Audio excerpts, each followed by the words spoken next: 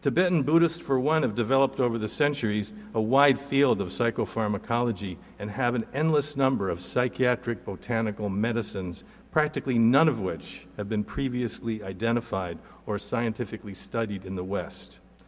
When I use the term psychedelics, also called entheogens, which despite my essentially agnostic Buddhist perspective is an accepted word, I am referring to the use of plant materials that expand consciousness and trigger primary spiritual experience. The problems caused by cocaine, heroin, GHB, ketamine, methamphetamines, and other consciousness-constricting drugs are indisputable, and as far as I'm concerned, undefendable. And I'm sure there's several who have in the room that have an argument with that. The notion that all drugs are fundamentally alike is really at the root of our confusion in our drug laws and in the social debate about them. Drugs differ, uses and occasions differ. Policies and practices ought to differ appropriately. Drug use will always be with us. So therefore, it seems reasonable that recreational users of psychedelics, who are also responsible users, should be treated more or less the same as recreational drinkers are. Medical users of marijuana should be treated the same, or of psychedelics rather, should be treated the same as anyone using commercial psychopharmaceuticals for their health. Spiritual users of psychedelics should be respected as any seekers of greater wisdom and people desiring wisdom and greater shifts in consciousness. Too slowly, we are collectively grasping the reality that abuse of drugs, of dangerous drugs, is less of a legal issue and more of a medical one. Psychedelics used as a sacrament is well known throughout history, but it's interesting how at this time it's intersecting with Buddhism, both of which are at the base of a massive and burgeoning human quest for greater understanding of the self. Until just the very recent past, awareness about the deepest occult or hidden parts of our spirit selves were considered the private preserve of shamans and priests and people who had earned access to it. Religious experience was mediated by these authorized few, and this is a tradition still with us in form, if not in attitude, of most of the religions that we find to this day.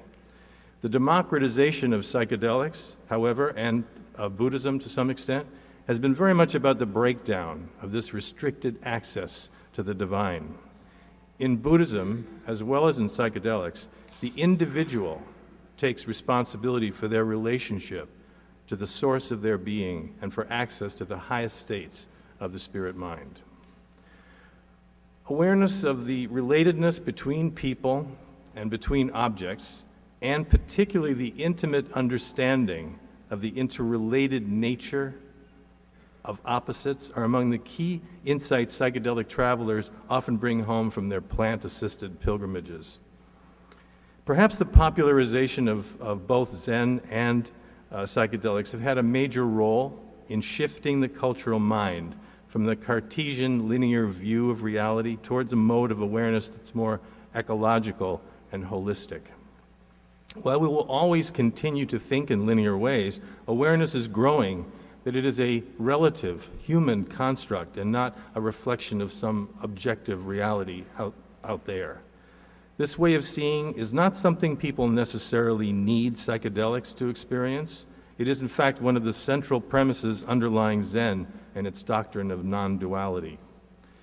This emergent worldview brings us closer to a perspective that is perhaps equally comfortable being called dharmic or psychedelic. Putting aside the myriad well-founded arguments both for and against psychedelic use, there is an essential Buddhist response to the long-entrenched, ongoing, devastating so-called war on drugs, and that is great compassion. I'd like to highlight this issue a little more. Draconian drug laws ensnare, as you know, millions of otherwise law-abiding people in a growing spiral of wasteful and counterproductive strategies, the foundation for which is punishment. It's resulted in an incarceration rate so unimaginable that 1 out of 5 human beings behind bars in the world is in the United States. At this very moment, American jails and prisons hold tens of thousands of people, vastly disproportionate numbers of them black, whose only crime is the possession of a plant. Prisons become classrooms for more advanced crime. Drugs are readily available to anyone from school children on up. Criminals outspend and outsmart police, and no one feels safer. The drug war has led to cynicism and apathy, and of course continues to blight thousands of lives. Profits from the illegal drug trade has fueled organized crime and enhanced the power of cartels to corrupt judges and police and government officials. The latest casualty in the failed war on drugs is our personal liberties.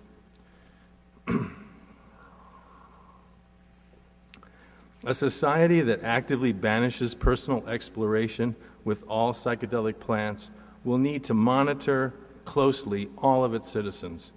All of our communications, transactions, and expressions are under increasing surveillance by a growing and expensive bureaucracy of control and repression. None of this is conducive to the peaceful, free contemplation of strategies for our personal liberation and fulfillment.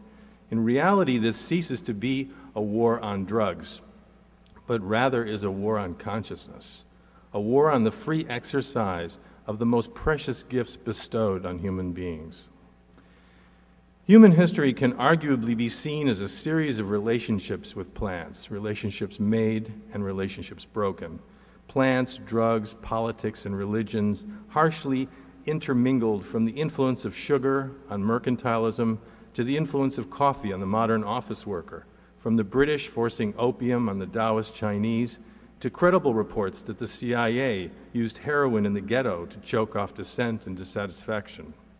The lessons to be learned can be raised into consciousness, integrated into social policy, and used to create a more caring and meaningful world, or they can be denied, with the results now plainly seen. The enhanced capacity for essentially vastly enhanced cognitive experience that are made possible by the use of psychedelic plants, I think are as basic a part of our humanity as spirituality or even our sexuality. The question is, how quickly can we evolve in our collective maturity sufficiently so as to have an informed and balanced conversation and examination of these issues? As the eminent thinker Houston Smith was fond of pointing out, while psychedelic use is all about altered states, Buddhism is all about altered traits, and one does not necessarily lead to the other, although it often does. One Theravada monk likened the mind on psychedelics to the image of a tree whose branches are overladen with low-hanging, heavy fruit. The danger is that the heavy fruit, too rich and full to be fully digested by the tree all at once, will weigh down the branches and cause them to snap.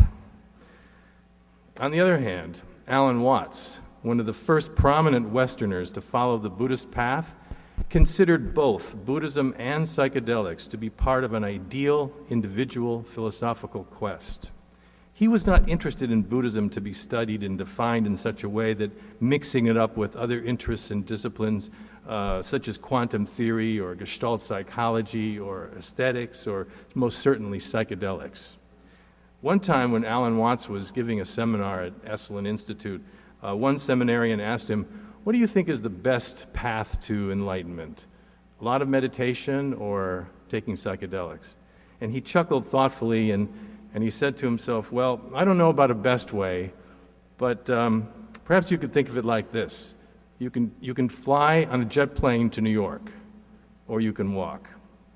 While it is clear that Buddhism and psychedelics inform each other, their intersection also makes room for much confusion. We ought to continue to have this conversation.